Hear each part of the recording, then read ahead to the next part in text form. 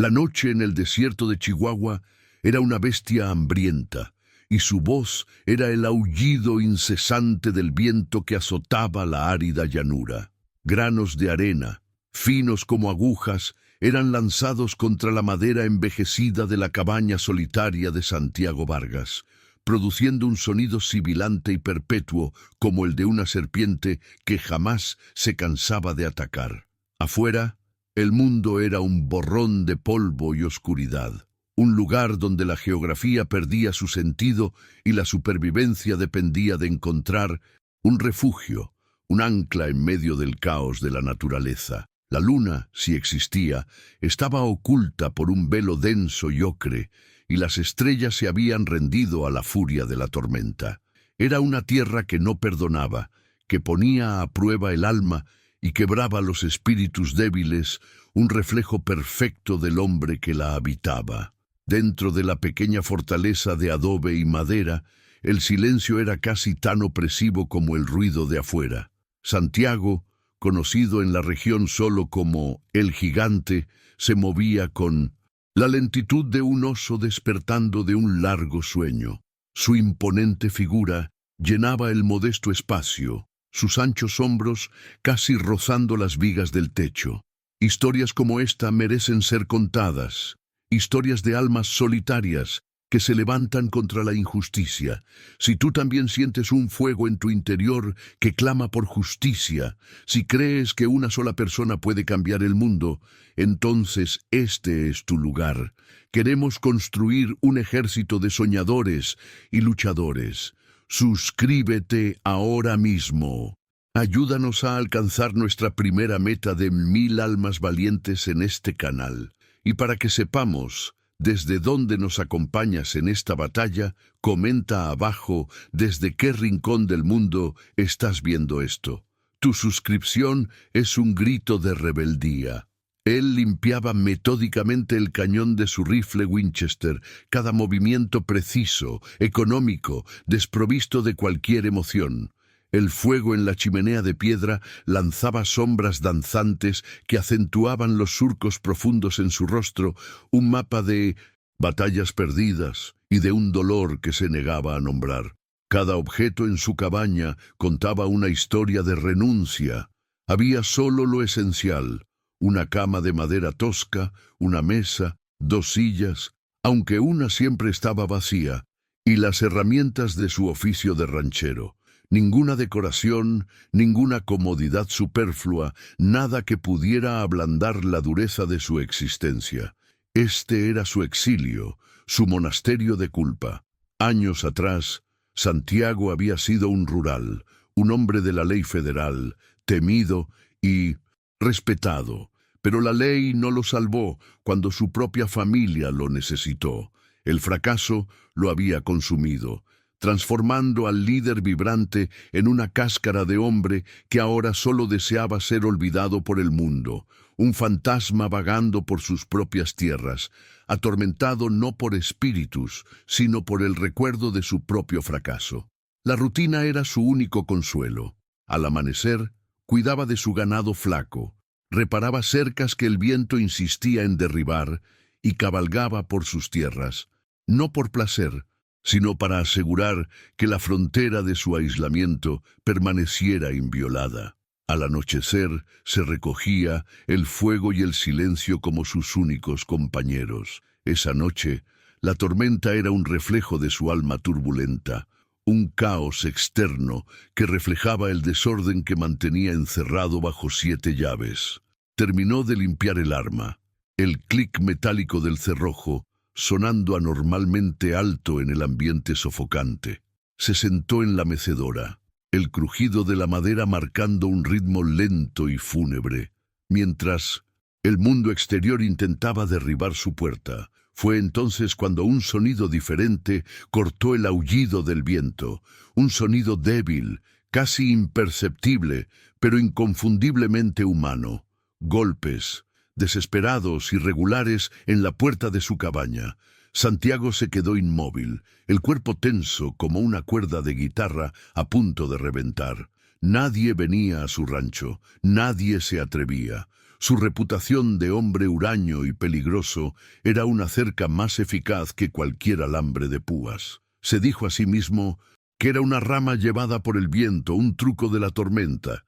Lo ignoró, cerrando los ojos y concentrándose en el crepitar del fuego. La soledad era una promesa que se había hecho a sí mismo, un juramento sagrado sobre la tumba de sus esperanzas. Los golpes vinieron de nuevo, esta vez más fuertes, un puño pequeño pero insistente, luchando contra la furia de los elementos. Había urgencia en ellos, la energía final de alguien que estaba a punto de sucumbir. Santiago abrió los ojos. Aquel sonido era una violación, una intrusión en su santuario de miseria. Una ira fría comenzó a subir por su espina dorsal.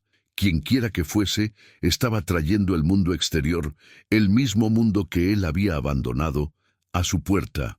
Su primer instinto fue tomar el rifle y esperar a que la tormenta se llevara el problema. No le debía nada a nadie. El mundo ya le había quitado todo lo que importaba. Ahora se negaba a dar nada a cambio. Sin embargo, la insistencia de aquellos golpes contenía una nota de puro terror que logró penetrar la gruesa coraza de su indiferencia. No era el golpe de un viajero perdido o de un vecino con problemas triviales. Era el sonido de una vida que se escapaba, de un alma gritando por socorro en el vacío. Se levantó, la silla protestando con un gemido largo, caminó lentamente hacia la puerta, cada paso pesado, como si arrastrara cadenas invisibles. No quería abrir. Abrir esa puerta significaría dejar entrar el pasado, significaría romper el juramento que lo mantenía, y funcional, aunque miserable. Por un instante apoyó la frente en la madera áspera, sintiendo las vibraciones de los golpes contra su piel. Finalmente, con un suspiro que sonó como una rendición, giró el pesado cerrojo de hierro. El viento irrumpió en la cabaña con la fuerza de una explosión, trayendo consigo una nube de polvo y el olor a ozono de la tormenta. La llama en la chimenea vaciló violentamente, casi extinguiéndose, y allí, en el umbral, estaba la figura que cambiaría el curso de su vida solitaria. Una mujer joven, quizás con poco más de 20 años, cuya ropa estaba rasgada y ensangrentada. Su rostro estaba hinchado y cubierto de cortes, uno de sus ojos casi cerrado por un hematoma oscuro. Lo miró con el ojo sano, una mezcla de miedo y una determinación que desafiaba su deplorable estado. Era Elena Ramírez. Se aferró al marco de la puerta como si fuera la última cosa sólida en un mundo que se desmoronaba. Su cuerpo temblaba incontrolablemente, ya fuera por el frío, el dolor o el miedo. Santiago la miró. Su rostro una máscara impasible, pero por dentro un antiguo engranaje oxidado comenzó a girar. Vio en ella no solo a una extraña, sino un eco de su propia incapacidad para proteger, un fantasma de su fracaso cobrando carne y hueso ante sus ojos. La visión de ella, tan frágil y al mismo tiempo tan desafiante, era una acusación silenciosa a todos los hombres que se permitían quedarse quietos mientras la injusticia ocurría. Intentó hablar, pero su voz era un susurro ronco, casi inaudible en medio del ruido de la tormenta. Dio un paso vacilante hacia adentro, la mano extendida en súplica. «Por favor», logró decir, antes de que sus fuerzas la abandonaran por completo. Sus rodillas cedieron y se desplomó hacia adelante. Instintivamente Santiago se movió, sus largos brazos envolviéndola antes de que golpeara el suelo de madera. La sostuvo, sorprendido de lo ligera que era, frágil como un pájaro herido. El contacto físico, algo que había evitado durante años, lo recorrió como una descarga eléctrica. Mientras la sostenía, sintió el calor pegajoso de su sangre en sus manos y en su camisa. El olor a hierro y miedo llenó sus pulmones. Ella levantó la cabeza con un esfuerzo monumental, sus ojos fijos en los de él, transmitiendo una historia de brutalidad que las palabras no podrían describir. Y entonces, pronunció la frase que sellaría el destino de ambos, las palabras que servirían como el gatillo para la guerra que estaba por venir. «Me golpearon», susurró ella, la respiración entrecortada por un sollozo de dolor. «Me estoy muriendo». Y con eso, su cabeza se inclinó hacia un lado y la inconsciencia la reclamó. Santiago se quedó allí, parado en medio de su cabaña, con la mujer moribunda en sus brazos, mientras la tormenta rugía afuera. El mundo que había intentado desesperadamente mantener a distancia no solo había llamado a su puerta, sino que la había derribado y ahora yacía sangrando en su suelo. La miró, el rostro de ella, pálido bajo la luz parpadeante del fuego, y vio la encrucijada ante sí. Podía dejarla morir, entregarla a quienquiera que la estuviera cazando y regresar a su paz vacía, o podía hacer lo único que juró nunca más hacer, importarle. Podía luchar. La decisión fue tomada no con un pensamiento, sino con una acción. Con una delicadeza que contrastaba con su apariencia ruda, la levantó en sus brazos y la llevó hacia su cama. Cada paso era una ruptura de su exilio. Cada movimiento para ayudarla era un acto de rebelión contra el cinismo que había cultivado durante tanto tiempo. La acostó suavemente, la cabeza de ella reposando en su áspera almohada.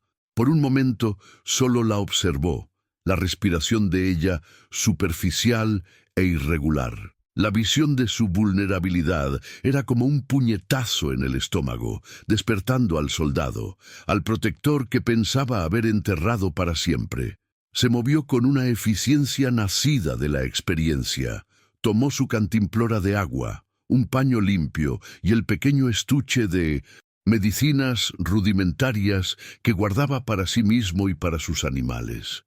Comenzó a limpiar la sangre de su rostro, revelando la extensión de las heridas.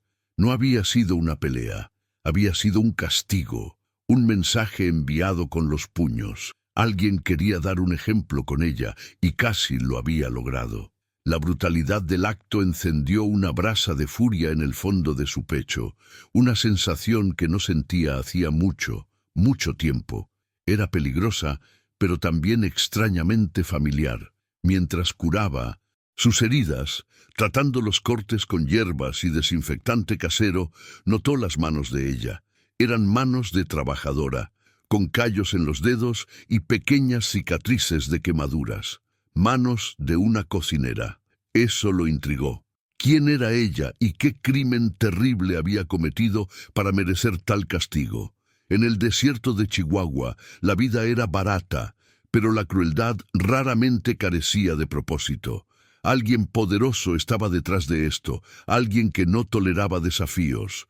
Y al albergarla, Santiago sabía que se estaba interponiendo directamente en el camino de esa persona.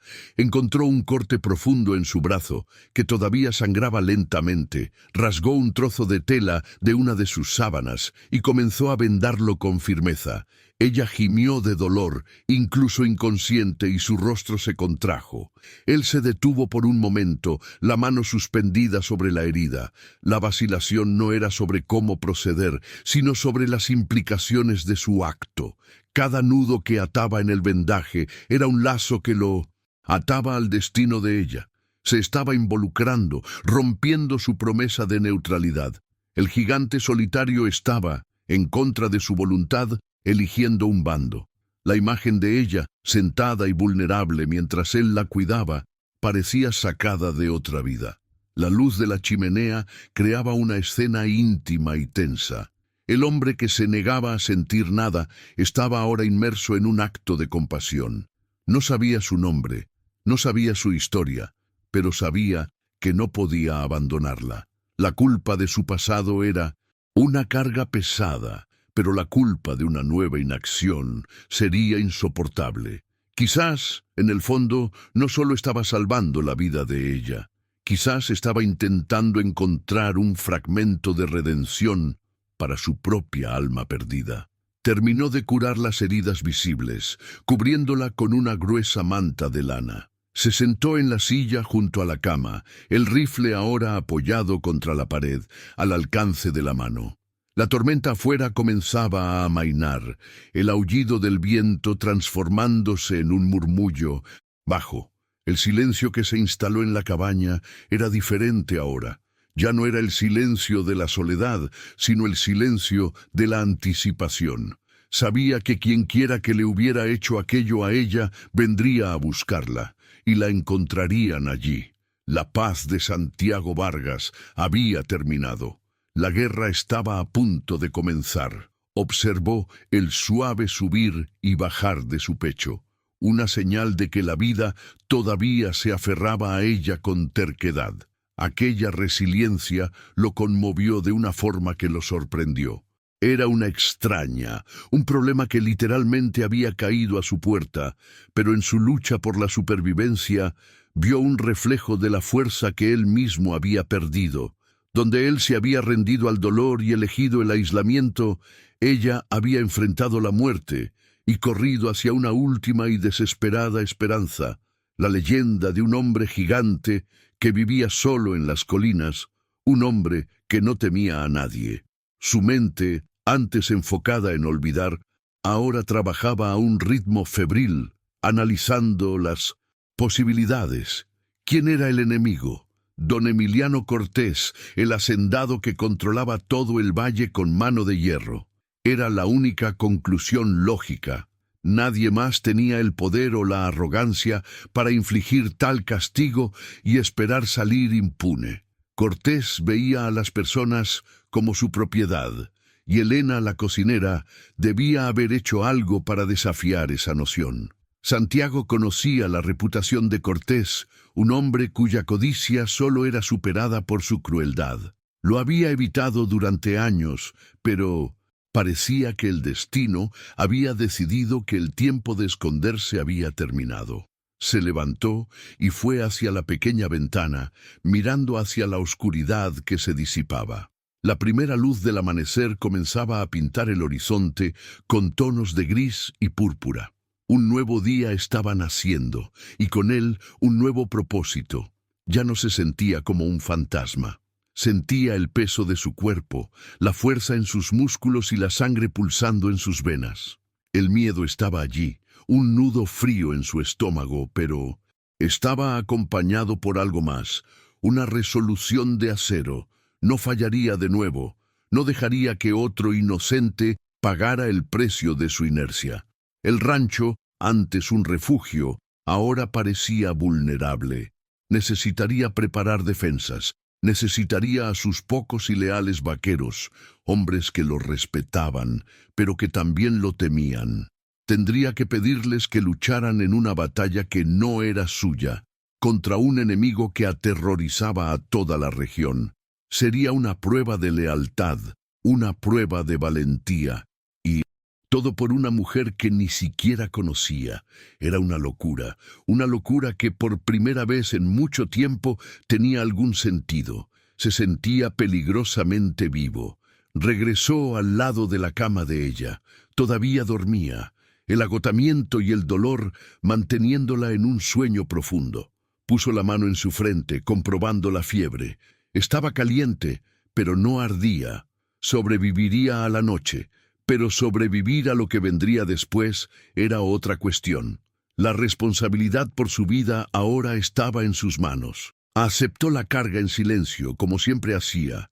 Las palabras no eran su fuerte. Las acciones, sin embargo, hablaban un idioma que dominaba perfectamente, y sus próximas acciones resonarían por todo el valle de Chihuahua. El sol finalmente rompió el horizonte, inundando la cabaña con una luz dorada e implacable que revelaba el polvo en el aire y la sangre seca en el suelo. El nuevo día no traía promesas, solo la certeza de un enfrentamiento.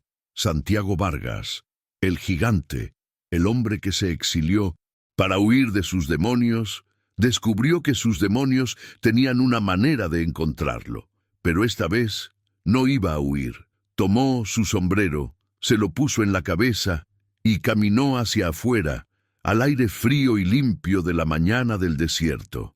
Tenía trabajo que hacer. La fortaleza necesitaba ser preparada. El pueblo cercano, Un conjunto de casas de adobe apretujado entre las colinas todavía dormía bajo un manto de miedo. Sus habitantes hacía mucho tiempo que habían aprendido a no ver, a no oír y, sobre todo, a no hablar en contra de don Emiliano Cortés. Conocían la brutalidad del hacendado, la sentían en sus vidas diarias, en la explotación de su trabajo y en la arrogancia de sus pistoleros. También conocían a Santiago, el gigante solitario, un hombre que consideraban egoísta e indiferente, preocupado solo por sus propias tierras. No podían imaginar que la salvación de ellos comenzaría en esa cabaña aislada. La historia de Elena era un secreto que pronto se extendería. Su huida de la hacienda de Cortés era un acto de desafío sin precedentes. Su agresión, una demostración de poder del tirano. Pero su supervivencia y su refugio con Santiago eran una chispa inesperada en un campo de pólvora seca. La noticia de lo que estaba por suceder viajaría con el viento, susurrada en las esquinas de la plaza, en la penumbra de la cantina y en el confesionario de la vieja iglesia. La neutralidad del valle estaba a punto de romperse, obligando a todos a elegir un bando. Santiago, de pie fuera de su cabaña, respiró hondo. El aire del desierto puro y cortante limpió su mente. Miró hacia el vasto horizonte, hacia las montañas lejanas que parecían moradas a la luz de la mañana. Aquella tierra era suya, conquistada con sudor y sangre. No permitiría que la sombra de un tirano la profanara. La lucha no era solo por Elena, era por su hogar, por su derecho a existir en paz y quizás por el alma de cada hombre y mujer oprimido por Cortés. Estaba a punto de convertirse en el símbolo que nunca quiso ser. Volvió a entrar. Elena se había movido, sus ojos abriéndose lentamente, confundidos y llenos de dolor. Lo vio de pie, su enorme silueta contra la luz de la puerta. El miedo brilló en sus ojos por un segundo, antes de ser reemplazado por el reconocimiento. Él era el hombre de la leyenda, el gigante del desierto, su última esperanza. Se acercó y le ofreció un vaso de agua. «Bebe», dijo él, su voz grave y rústica, poco acostumbrada a hablar. «Estás a salvo aquí». Eran pocas palabras, pero llevaban el peso de una promesa inquebrantable. Ella bebió ávidamente, el agua aliviando su garganta seca. Cuando terminó, lo miró, las lágrimas finalmente corriendo por su rostro herido. «Vendrán», susurró, la voz temblorosa. «Vendrán por mí». Santiago tomó el vaso de su mano temblorosa y lo puso en la mesa. La miró, sus ojos oscuros, no ofreciendo falsa compasión, sino algo mucho más valioso. «Fuerza». «Lo sé», respondió él simplemente. «Que vengan». La determinación en su voz era absoluta, una roca contra la cual la marea de Cortés se rompería. En ese momento, una conexión silenciosa se forjó entre el gigante quebrado y la cocinera desafiante, una alianza nacida de la desesperación y cimentada por la injusticia. Eran dos extraños, de mundos diferentes, pero unidos por un enemigo en común y por la negativa a doblegarse. Su viaje apenas comenzaba y estaría pavimentado con sangre, sacrificio y dolor. Pero allí, en la quietud de esa mañana, en una cabaña aislada, en el corazón del desierto mexicano, la llama de la rebelión había sido encendida. Los primeros días después de la tormenta estuvieron marcados por una quietud tensa, un silencio cargado de palabras no dichas. Santiago se movía por el rancho con una energía renovada, sus gestos aún económicos, pero ahora impulsados por un propósito claro. Reparó la puerta, reforzándola con un cerrojo de hierro adicional, e inspeccionó cada centímetro de sus cercas, los ojos barriendo el horizonte en busca de cualquier señal de y polvo que anunciara la llegada de jinetes. Elena, por su parte, se recuperaba lentamente. La fiebre cedió y los colores comenzaron a volver a su rostro, aunque los moretones permanecían como un mapa sombrío de la crueldad que había sufrido. Ella lo observaba trabajar, un gigante silencioso cuya presencia era paradójicamente tanto intimidante como reconfortante. Poco a poco, en fragmentos dolorosos, la historia de Elena emergió. Ella no era solo una cocinera en la opulenta hacienda de don Emiliano Cortés, era hija de un pequeño ranchero cuya tierra había sido codiciada y finalmente engullida por el tirano. Huérfana y sin recursos, fue forzada a trabajar para el hombre que había destruido a su familia, un tormento diario que soportaba con una resiliencia silenciosa. El detonante de la agresión fue un acto de compasión. Había presenciado a Cortés golpear hasta la muerte a un joven vaquero por un error trivial, y, en un momento de desafío, se negó a servir la cena a su patrón.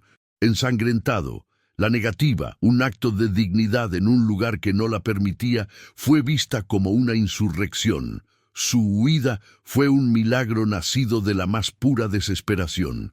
Santiago escuchaba todo sin interrumpir, su rostro impasible como una roca del desierto, pero cada palabra de ella era como una gota de aceite en una brasa dormida dentro de él. La injusticia era tan familiar, tan visceral, que reabría sus propias heridas. Recordaba a su esposa e hija, víctimas no de un tirano, sino de la indiferencia de un sistema corrupto que él, como rural, había jurado servir. Cuando ella terminó, las lágrimas corriendo silenciosamente por su rostro, no ofreció palabras de consuelo. En cambio, se levantó, tomó un cinturón de cartuchos que había estado guardado durante años y comenzó a llenarlo con balas, una por una.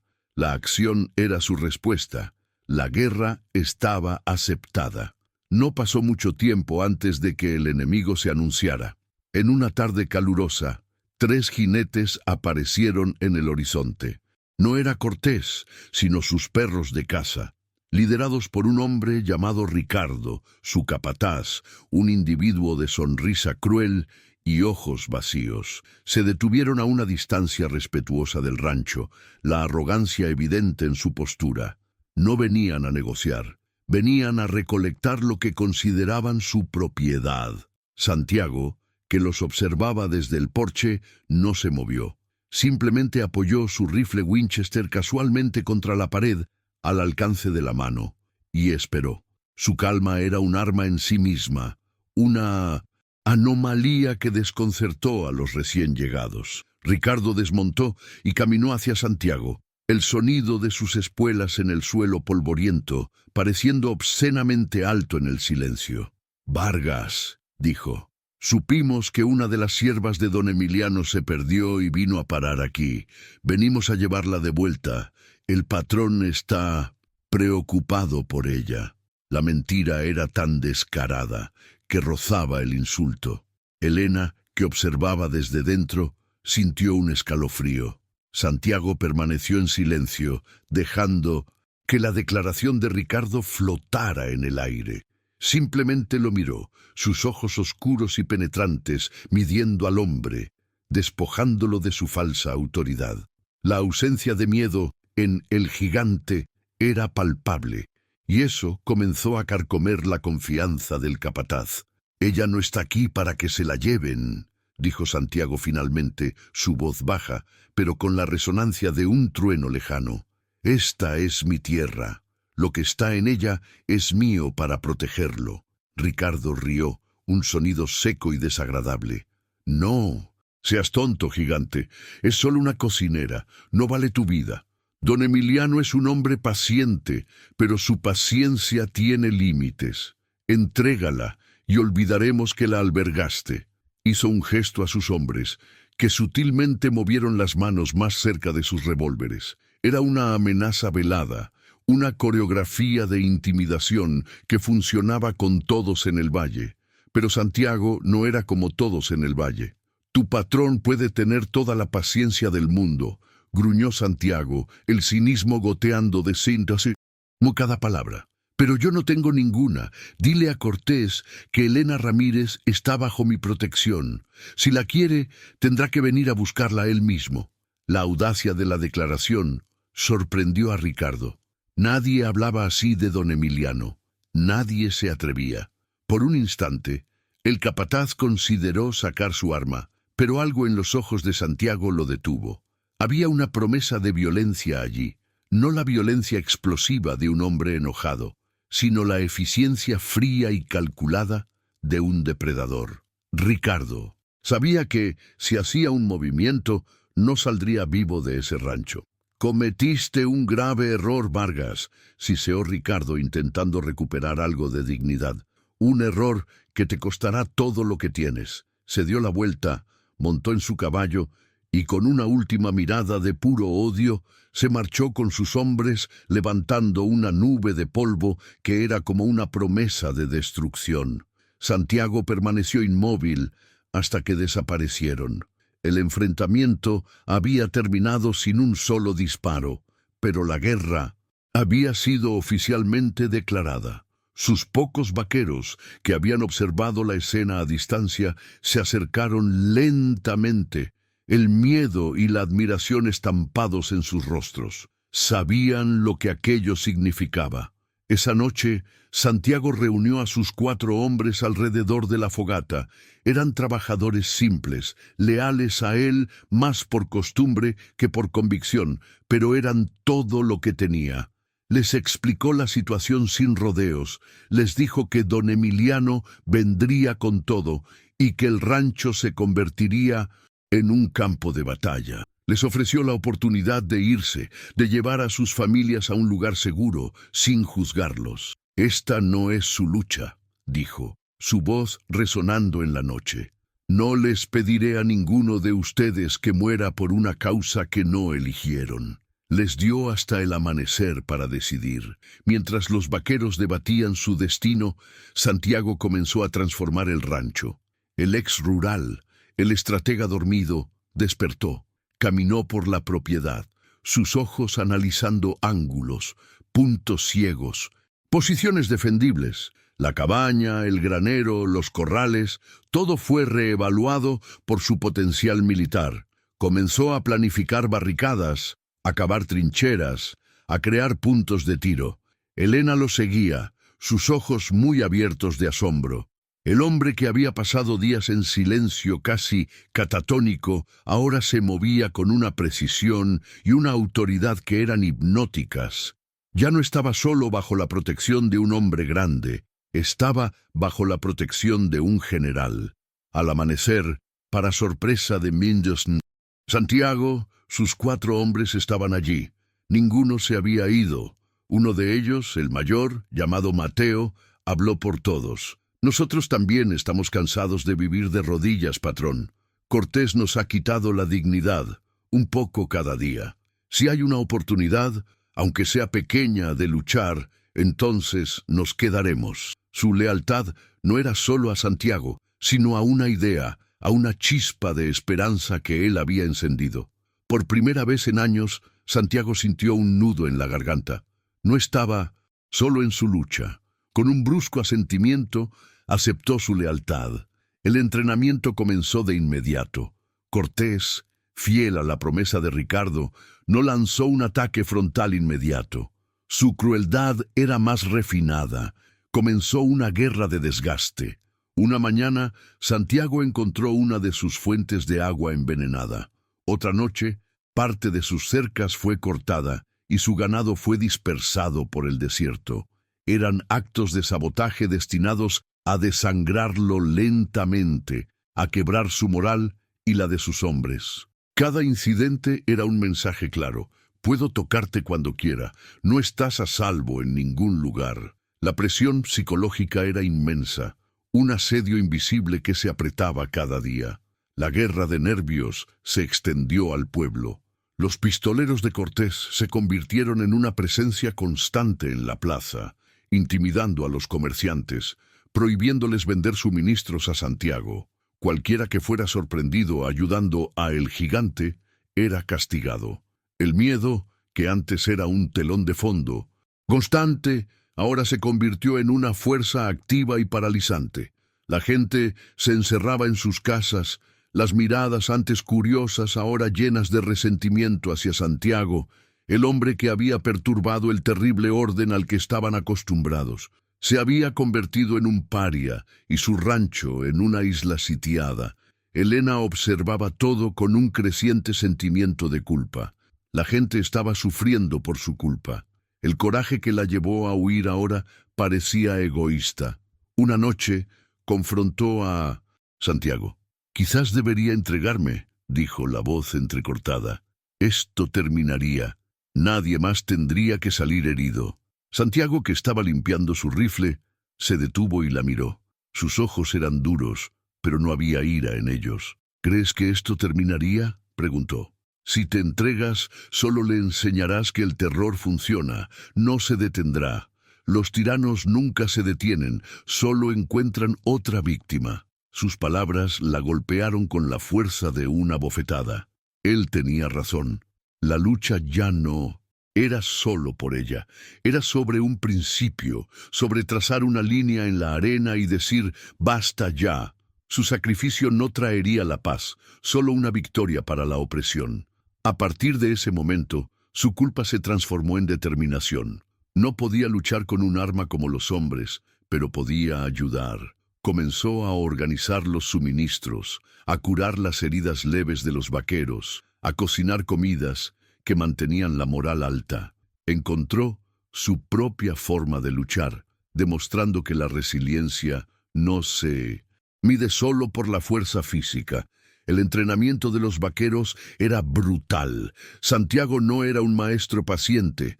Los obligó a disparar hasta que les dolieran los hombros, a correr hasta que les ardieran los pulmones, a pensar como soldados, no como ganaderos. Les enseñó a usar el terreno a su favor, a moverse en silencio, a anticipar los movimientos del enemigo. Estaba desenterrando habilidades que pensaba haber olvidado, y el proceso era doloroso, trayendo a la superficie recuerdos de sus días, como rural, recuerdos de los hombres que lideró y de los que perdió. Cada lección estaba teñida con la sangre de su pasado, pero la usaba como combustible. Mientras tanto, la leyenda de El Gigante comenzaba a cambiar en el pueblo. Las historias susurradas ya no eran sobre un hombre egoísta y huraño. Eran sobre el único hombre que se atrevió a decir no a don Emiliano Cortés. A pesar del miedo, una semilla de admiración comenzó a brotar. Los jóvenes miraban hacia las colinas donde se encontraba el rancho de Santiago, con una nueva esperanza. Las mujeres rezaban por él en la iglesia.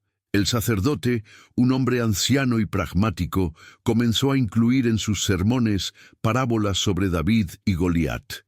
La resistencia de Santiago, aunque pareciera suicida, estaba despertando una conciencia colectiva. Un día, mientras inspeccionaba una de las nuevas barricadas, Mateo, el vaquero mayor, se acercó a Santiago. «Patrón», dijo, «nos estamos quedando sin municiones y nuestros suministros de comida no durarán más de una semana si el bloqueo continúa».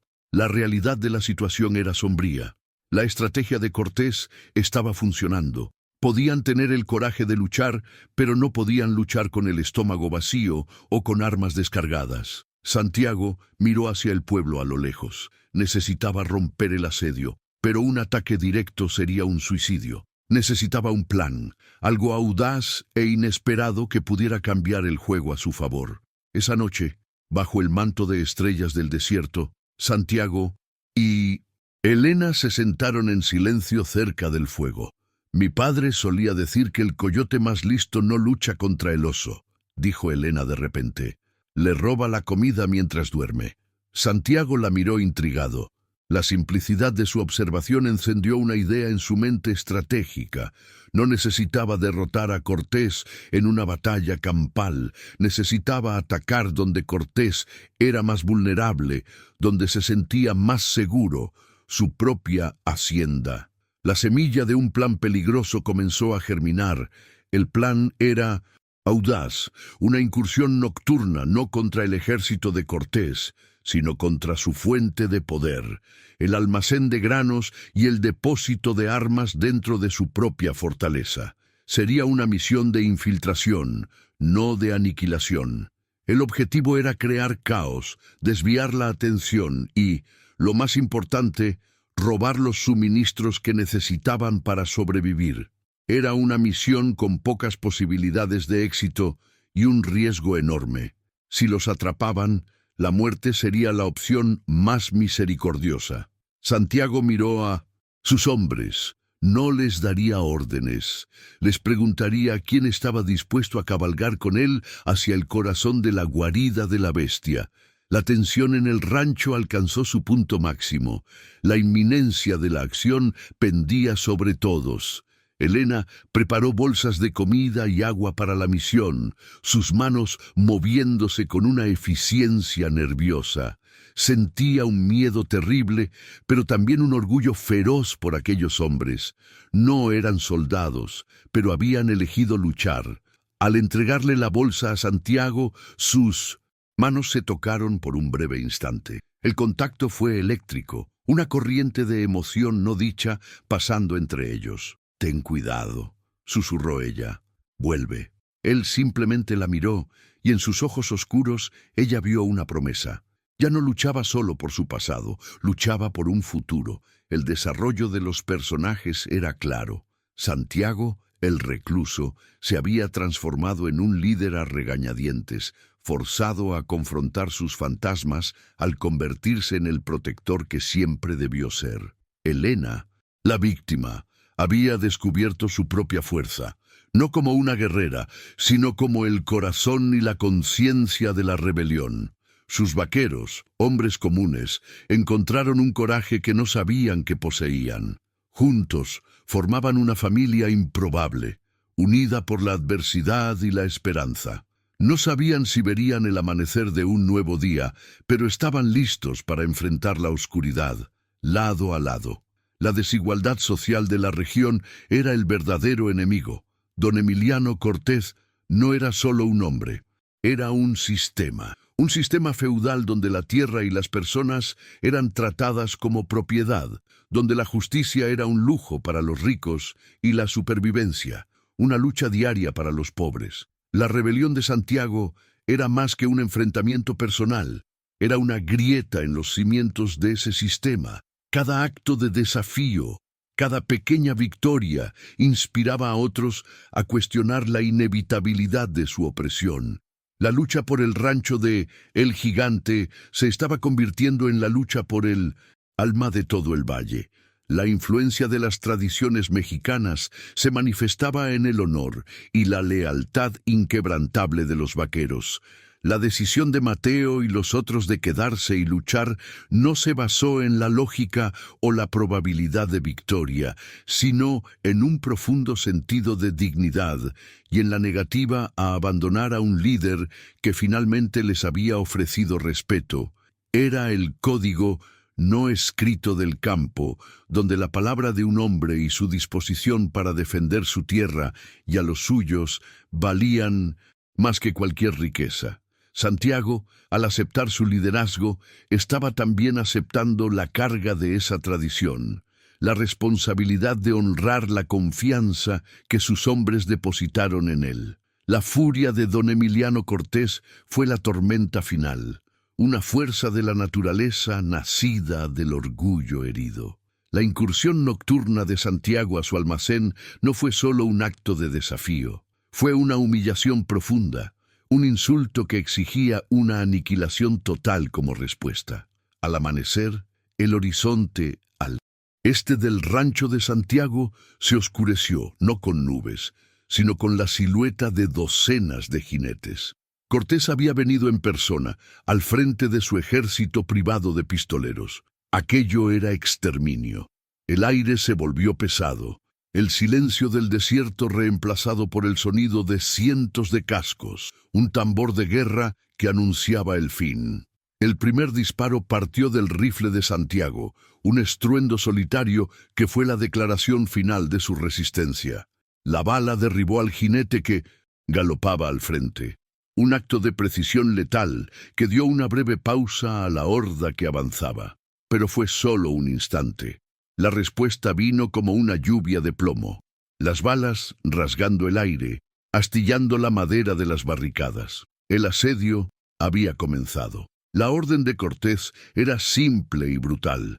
no dejar a nadie vivo, quemarlo todo hasta los cimientos. El rancho, antes un santuario de aislamiento, se había transformado en una trampa mortal. La defensa fue desesperada y heroica. Santiago era el pilar de la resistencia, moviéndose con una calma mortal entre las posiciones de tiro, su Winchester cantando una canción de muerte. Cada disparo suyo encontraba un objetivo, su experiencia como rural transformándolo en un ejército de un solo hombre.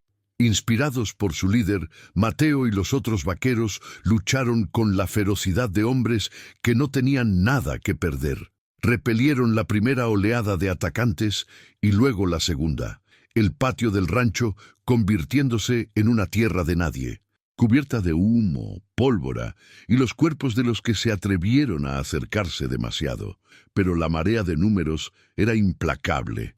Durante un feroz ataque al granero, uno de los vaqueros más jóvenes, apenas salido de la adolescencia, fue alcanzado. Cayó en silencio, el asombro de la muerte en sus ojos. La pérdida fue como un golpe en el estómago de la pequeña fuerza defensora. Poco después, Mateo fue herido en la pierna, incapacitado para moverse, pero continuando disparando desde su posición, y caída. La munición, que tanto habían arriesgado para conseguir, comenzó a disminuir a un ritmo alarmante.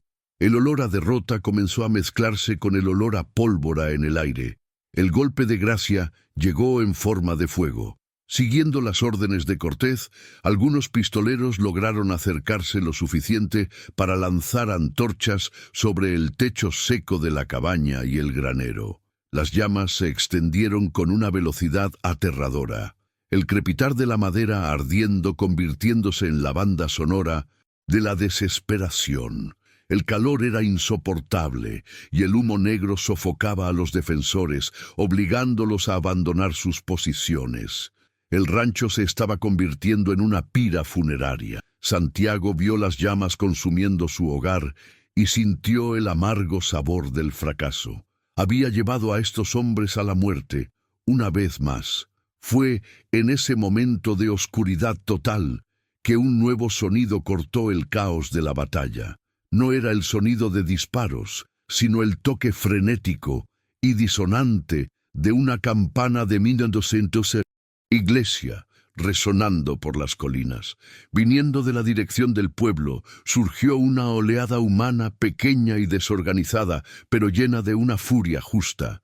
Eran los aldeanos, mujeres, hombres, viejos y jóvenes, liderados por el sacerdote de sotana raída, armados con machetes, hoces, piedras y un coraje nacido de la desesperación, avanzaron. No eran un ejército, pero eran el pueblo, y estaban cansados de tener miedo. La intervención de los aldeanos fue un caos estratégico. No atacaron a la fuerza principal de Cortés, sino que crearon una diversión monumental en la retaguardia. Prendieron fuego a carretas de suministros, liberaron a los caballos de los pistoleros y atacaron a los guardias periféricos con la furia de quienes finalmente han roto sus cadenas. La confusión fue instantánea.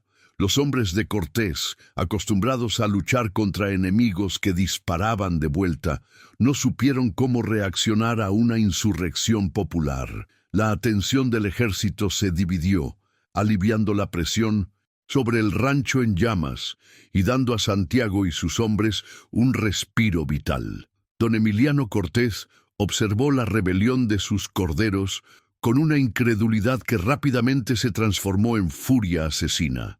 La traición del pueblo que gobernaba por el miedo era un insulto mayor que el desafío de Santiago. En su mente arrogante, la culpa era de un solo hombre. Con un grito de rabia pura, espoleó a su caballo y galopó hacia el patio del rancho en llamas. «¡Vargas!», rugió. «¡Enfréntame, cobarde! Esta lucha es entre tú y yo». Quería la cabeza del gigante y la quería ahora. Santiago, viendo a Cortés acercarse, sintió una calma gélida apoderarse de él. Era el momento, el enfrentamiento final. Le entregó su Winchester a Helena. «Si no vuelvo, toma a los hombres y huye por las colinas», ordenó. Desenvainó su machete y caminó hacia el centro del patio, un espacio abierto iluminado por las llamas danzantes de su hogar en ruinas. El humo le ardía en los ojos y el calor era como el aliento del infierno. Los dos hombres se enfrentaron, el tirano y el rebelde, los dos polos de poder que se disputaban el alma de ese valle. El duelo no fue una exhibición de esgrima elegante, sino una explosión de violencia cruda. Cortés disparó primero, la bala zumbando cerca de la cabeza de Santiago. Santiago se lanzó a un lado, rodando en el polvo y avanzando, chocando contra Cortés con la fuerza de un toro, derribándolo de la silla. Ambos cayeron al suelo, el revólver de Cortés deslizándose lejos. Ahora estaban en igualdad de condiciones, armados solo con la fuerza bruta y el odio que sentían el uno por el otro. El patio en llamas se convirtió en la arena para su batalla final. La lucha fue una danza salvaje y desesperada. Cortés, a pesar de su vida de lujo, era un luchador experimentado y cruel. Santiago, por su parte, luchaba con la furia acumulada de años de dolor y culpa. Cada golpe, un exorcismo de sus demonios interiores. Intercambiaron puñetazos que podrían haber roto huesos. Se aferraron en medio de las cenizas y brasas, el sonido de sus cuerpos chocando, resonando junto con el crepitar del fuego. Las llamas proyectaban sus sombras gigantescas contra las paredes restantes del granero, transformándolos en monstruos mitológicos, librando una batalla por el destino del mundo. El punto de inflexión en la lucha llegó cuando Cortés, en un momento de desesperación, logró tomar un trozo de madera en llamas y lo blandió contra Santiago. La brasa golpeó el hombro de Santiago, haciéndole gritar de dolor y retroceder. Por un segundo pareció que Cortés ganaría la ventaja. Avanzó, la sonrisa sádica de vuelta en su rostro. Pero al mirar a los ojos de Santiago no vio dolor ni miedo. Vio algo mucho peor, una aceptación del dolor, una furia que lo trascendía. Santiago ya no luchaba por la supervivencia, luchaba por algo más grande.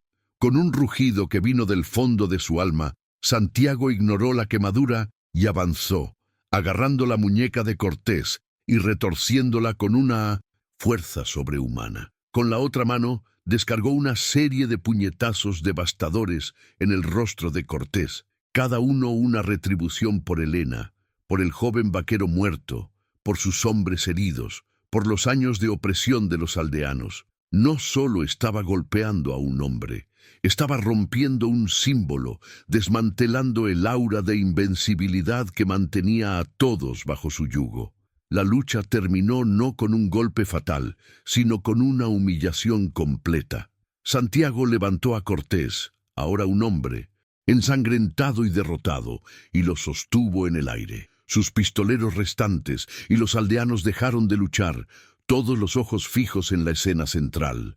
Vieron a su líder todopoderoso completamente a merced del gigante que había subestimado. Santiago no lo mató. La muerte sería una salida fácil. En cambio, lo arrojó al suelo, en el polvo y la suciedad. «Se acabó, Cortés», dijo Santiago, la voz jadeante pero firme. «Tu reinado de terror ha terminado». La derrota de Cortés fue absoluta, no solo física, sino espiritual. Sus hombres, viendo la caída de su líder, vacilaron. Sin el aura de poder de Cortés para inspirar miedo, eran solo una banda de mercenarios. Ante la furia combinada de los aldeanos y los defensores del rancho, su voluntad de luchar se evaporó. Uno a uno comenzaron a retirarse, recogiendo a su líder roto y desapareciendo en la oscuridad de la que vinieron, dejando atrás solo la destrucción, los muertos y un silencio aturdido. El patio del rancho, iluminado por las brasas, agonizantes de lo que había sido el hogar de Santiago, quedó en silencio. El sonido de la batalla fue reemplazado por el llanto de los heridos y el murmullo incrédulo de los aldeanos. Habían ganado. Contra todo pronóstico, habían enfrentado al monstruo y lo habían derrotado. Santiago Vargas, el gigante, se quedó de pie en medio de su propiedad en ruinas, el cuerpo cubierto de hollín, sudor y sangre. Estaba herido, exhausto, y había perdido casi todo. Pero al mirar a Elena, que corría hacia él, y a los rostros de los aldeanos, se dio cuenta de que había ganado algo mucho más valioso. La aurora, que siguió a la batalla, tiñó el cielo de tonos suaves de rosa y naranja. Una belleza cruel que contrastaba violentamente con la devastación en el suelo. El rancho de Santiago era un esqueleto humeante, una cicatriz en el paisaje. El silencio de la victoria era pesado, lleno del luto por los muertos y el cuidado de los heridos. Los aldeanos, ahora hermanos de armas, se movían con una solemnidad recién descubierta. Habían pagado un precio terrible por la libertad, pero al mirarse unos a otros no había arrepentimiento, solo la comprensión mutua de que habían redescubierto su propia alma. Santiago Vargas permaneció de pie en medio de los escombros de su antiguo mundo, una figura solitaria contra el cielo matutino. El gigante había vencido, pero la victoria parecía vacía ante la destrucción de su refugio. No había regresado a su antiguo aislamiento. Su aislamiento había sido obliterado. Elena se acercó a él, no para ofrecer palabras vacías de consuelo, sino para estar a su lado en silencio. Le limpió un corte en el rostro con un trozo de tela. En ese momento, él se dio cuenta de que la soledad que tanto había protegido no era una fortaleza, sino una prisión, y los muros de esa prisión finalmente se habían derrumbado. Los días que siguieron fueron de reconstrucción, no solo de edificios, sino de una comunidad. Liderados por Mateo, que cojeaba orgullosamente, los aldeanos subieron a las colinas hasta el rancho de Santiago. Traían madera, adobe, comida y, lo más importante, un sentido de propósito compartido. Santiago, al principio, observó con desconfianza, pero cuando un niño le ofreció un vaso de agua con una sonrisa tímida, algo dentro de él cedió. Tomó un martillo y comenzó a trabajar junto a ellos, no como un patrón, sino como un igual. El sonido de su martillo uniéndose a la sinfonía de la comunidad renacida. La noticia de la caída de don Emiliano Cortés se extendió como un reguero de pólvora. Su humillación a manos de El Gigante y la rebelión de los aldeanos destrozaron su aura de poder. Sus pistoleros, leales solo al miedo que inspiraba, desertaron. Cortés se convirtió en una figura patética, un fantasma que rondaba las ruinas de su propio imperio. El sistema de opresión que había construido se derrumbó sin su puño de hierro para sostenerlo, demostrando ser tan frágil como la arrogancia de su creador. La justicia en el valle no vino de la ley o del gobierno, sino de las manos del propio pueblo. Con la renuente guía de Santiago, cuya experiencia con la ley resultó invaluable, los aldeanos comenzaron el largo proceso de reclamar las tierras que Cortés había robado. Se formaron comités, se desenterraron viejos registros y una nueva estructura de propiedad comenzó a tomar forma, basada en la equidad y el trabajo. Elena, con una determinación feroz, lideró la lucha para recuperar el pequeño rancho que había pertenecido a su padre. Verla de pie en la tierra de su familia, ya no como una sierva, sino como una propietaria, fue la confirmación final de la victoria. La cocinera que huyó para salvar su vida había regresado para reconstruir un legado.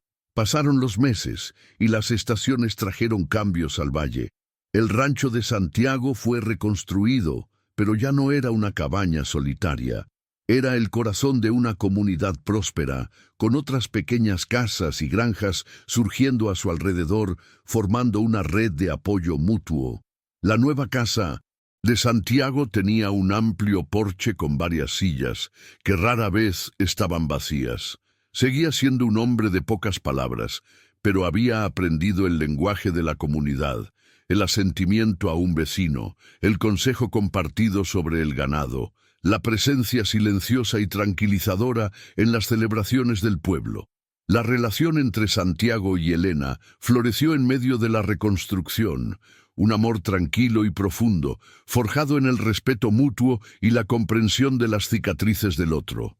No había grandes declaraciones, solo pequeños gestos, la forma en que ella le entregaba una taza de café por la mañana, la manera en que él le arreglaba una herramienta rota sin que ella lo pidiera. Eran dos almas rotas que, juntas, encontraron una forma de sanar. En una tarde de otoño, durante la primera fiesta de la cosecha del Valle Libre, bailaron en la plaza rodeados de sonrisas y música. El baile fue torpe, pero para ellos fue la celebración de un futuro que casi no tuvieron. El papel de protector se asentó sobre los hombros de Santiago, no como una carga, sino como un manto de responsabilidad que ahora llevaba con gusto. Se convirtió en el mediador de disputas, el consejero en tiempos de dificultad y el guardián vigilante de la paz que habían ganado con tanto esfuerzo. Enseñaba a los jóvenes a disparar, no para crear soldados, sino para asegurar que nunca más fueran impotentes. Les enseñaba que la verdadera fuerza no residía en la violencia, sino en la unidad y el coraje de protegerse unos a otros. La lección de su fracaso pasado finalmente fue aprendida y transformada en sabiduría. Las fiestas populares, antes eventos marcados por la sombra del miedo de Cortés, ahora eran explosiones de alegría y gratitud. Los colores vibrantes de la ropa, el olor a comida tradicional y el sonido de las guitarras llenaban el aire, celebrando no solo a los santos o las estaciones, sino la vida misma y la libertad. Las celebraciones familiares se volvieron más significativas. Cada brindis, un agradecimiento silencioso a quienes lucharon. La cultura mexicana, con su fuerte sentido de comunidad y su capacidad para encontrar alegría incluso después de la tragedia, fue el cemento que los unió a todos.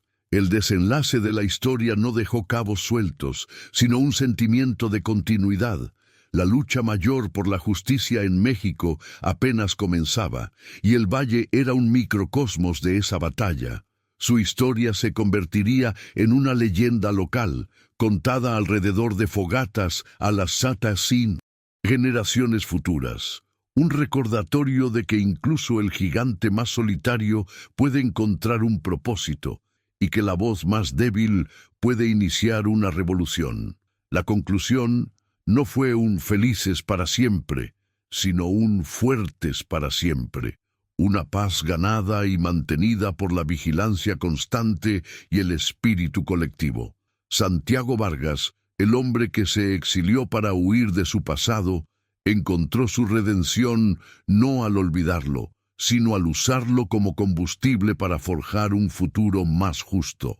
No se convirtió en el hombre que era antes de la tragedia. Se convirtió en alguien más fuerte, más sabio, un hombre cuya fuerza ya no residía en su estatura física, sino en la inmensidad de su coraje y su compromiso con los demás. Era la prueba viviente de que la verdadera redención no es un regalo, sino un logro, ganado a través del sacrificio y la acción. En una noche serena, sentado en el porche de su nueva casa, Santiago observaba las luces del pueblo brillar en el valle. Elena se sentó a su lado, y compartieron un silencio cómodo, el tipo de silencio que existe entre dos personas que se entienden perfectamente. El aire era fresco y las estrellas del desierto brillaban con una claridad impresionante. La paz era real, tangible. Ya no era un hombre atormentado, sino un hombre en paz, un gigante que finalmente había encontrado su lugar en el mundo, no en el aislamiento, sino en el corazón de su gente. El viaje de Santiago y Elena nos muestra que la verdadera fuerza no reside en cerrarnos al mundo, sino en el coraje de levantarnos para proteger a los demás, incluso cuando todo parece perdido. Una sola persona puede, de hecho, encender la llama de la rebelión contra la tiranía. ¿Crees que la redención es posible? No olvidando el pasado, sino usándolo para construir un futuro más justo. Deja tu reflexión en los comentarios y comparte lo que esta historia significó para ti. Si las narrativas sobre coraje y sacrificio te emocionan, suscríbete al canal para más historias impactantes como esta. La pregunta final flota en el aire silencioso del desierto, una pregunta que la historia nos deja a cada uno de nosotros. ¿Cuánto de nosotros mismos necesitamos sacrificar para que la justicia florezca en el desierto de la indiferencia? La historia de Santiago y Elena no ofrece una respuesta fácil, pero nos deja con un ejemplo poderoso. En una tierra forjada por la violencia, un hombre roto encontró un propósito al defender a una extraña, y una comunidad oprimida encontró su fuerza al unirse. Su legado no estaba escrito en libros, sino en la tierra libre que cultivaban y en la esperanza que plantaron en los corazones de sus hijos.